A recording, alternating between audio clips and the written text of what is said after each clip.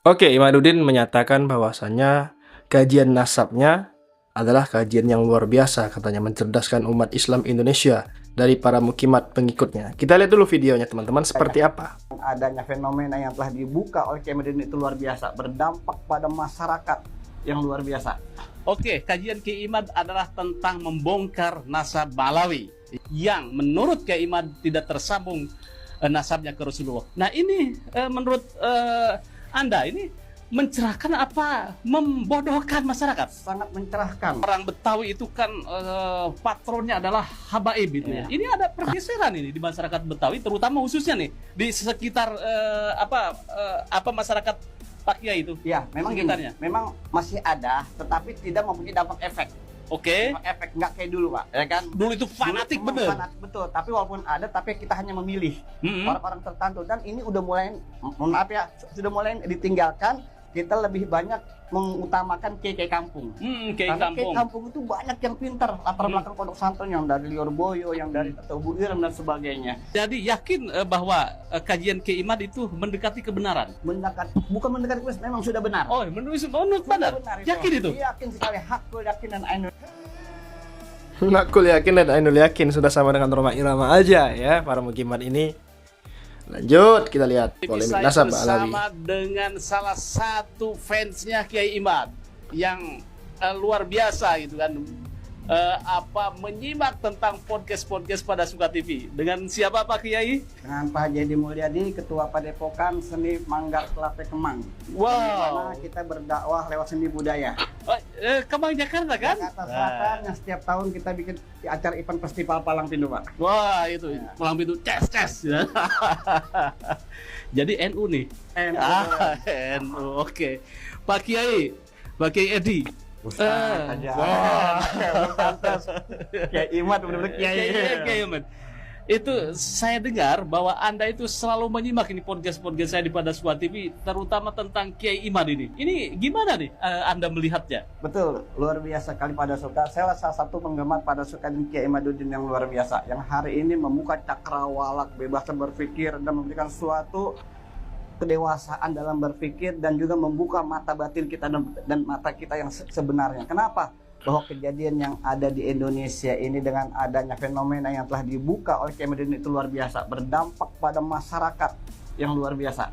Oke, kajian Kiai Imad adalah tentang membongkar nasab Malawi, yaitu di situ kajiannya termasuk bukunya ini ada yang tebal 600 jilid hampir 700, yaitu membongkar tentang nasab Malawi yang menurut Kiai Imad tidak tersambung nasabnya ke Rasulullah. Nah ini menurut Anda ini mencerahkan apa membodohkan masyarakat? Sangat mencerahkan. Karena apa? Dengan data-data yang disampaikan Kiai Imad itu secara logis betul. Pada di abad ke-3 baru nongol di abad ke-9 kan logikanya itu nggak masuk. Yeah. Apalagi dengan dikuatkan dengan data-data yang luar biasa, dengan tes DNA-nya, dengan teknologinya ya kan, dengan data-data kitab-kitabnya. Dan ini menjadi apa? Kajian-kajian di pondok-pondok pesantren dan di kampung-kampung.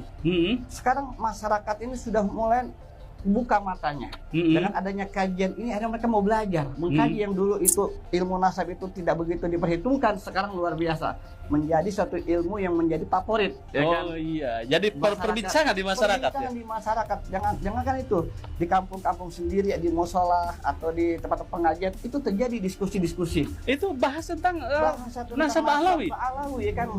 Karena apa? Ini adalah suatu kajian yang benar-benar ditinjau secara akademik, kan? Sehingga apa, masyarakat itu melihat bahwa kajian ini harus ditinjau juga dengan secara akademik. Jadi jelas semuanya itu, bukan secara impian, bukan secara husnuzon, ya kan? Harus jelas data semuanya. Gitu. Jadi Anda orang NU, Pak Kiai itu ya. Jadi yakin bahwa kajian Kiai Imad itu mendekati kebenaran?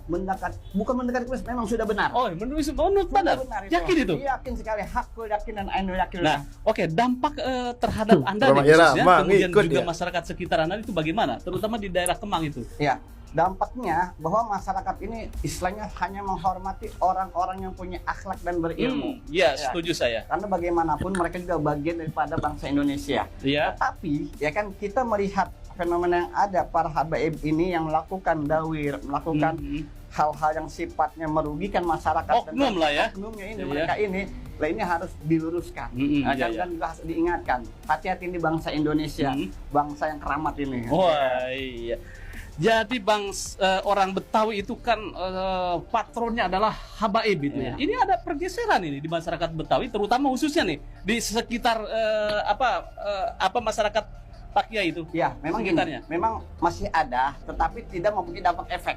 Oke. Efek nggak kayak dulu, Pak, ya kan? Dulu itu fanatik bener. Fanatik betul, tapi walaupun ada, tapi kita hanya memilih orang-orang tertentu, dan ini udah mulai, mohon maaf ya, sudah mulai ditinggalkan. Kita lebih banyak mengutamakan kiai kampung. Karena kiai kampung itu banyak yang pintar, latar belakang pondok pesantren, yang dari Lioboyo, yang dari Tebu Ireng dan sebagainya. Ini yang sekarang masyarakat ini mengutamakan para kiai lokal. Kiai lokal. Apakah Anda yang termasuk dengan mengagungkan atau menghormati sosok kiai dengan ilmunya atau dengan nasabnya? Oke, lanjut Pak Kiai. Ya. Nah, keseharian berarti Pak Kiai itu ngaku Pak Kiai, padahal dia nggak pantas dipanggil Kiai katanya tadi ya. Jadi mohon maaf, saya bukan Kiai. Oh iya. Nah, kan? Ustaz biasa. Oh, Kiai kan ada di Solo juga ada, Kiai Selamat itu. Tapi Kiai itu keramat ya, sesuatu harus menguasai ilmu secara utuhnya. Jadi dengan adanya kajian Kiai Imad ini yang saya ikuti selama 3 tahun, apalagi pada suka yang luar biasa, memberikan pencerahan informasi kepada masyarakat, sehingga apa? Kita akan mau belajar kembali dan melihat dengan secara akal yang sehat. Semua itu harus dengan data, semua itu harus dengan informasi yang jelas. Bukan hanya kita husnuzon, tetapi harus jelas kajian ini. Karena apa? Kalau kita berbicara secara akal sehat, kita akan mengakui kajian Kiai Modern, apalagi mahasiswa dari IAIN Sunan Syarif Hidayatullah yang kemarin saya bahas itu sudah melakukan tesis ya. Ini kan satu jawaban. Mohon maaf, di kalangan mereka dianggap ini tidak ilmiah. Pembahasan bahasa tidak ilmiah ini menurut mereka yang bagaimana ya kan? Ketidakilmuan secara akademik atau secara mereka gitu kan. Sedangkan ilmiah itu sudah ada standarisasinya secara universitas itu kan. Oke. Sudah ketemu dengan Kiai Imad?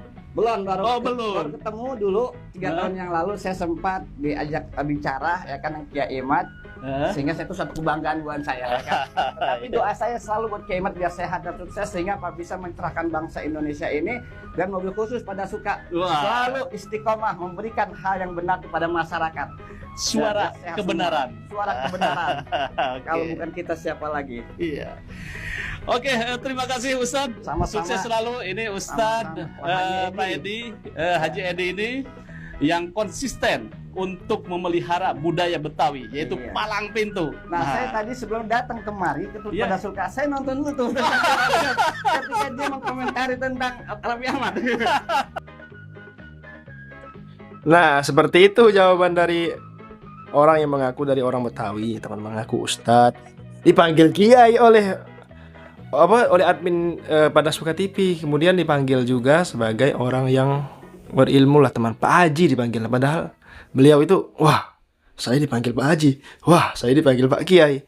Aduh, kita lihatlah teman-teman ya pada Suka TV ini. Ya, orangnya ngawur-ngawur, yang jelas mukimat lah. Masa seorang ustadz dikata Pak Kiai? Ngawur admin pada Suka TV ini, teman-teman. Oke, sekian video kali ini. Jangan lupa subscribe MPH Channel. Terima kasih. Assalamualaikum.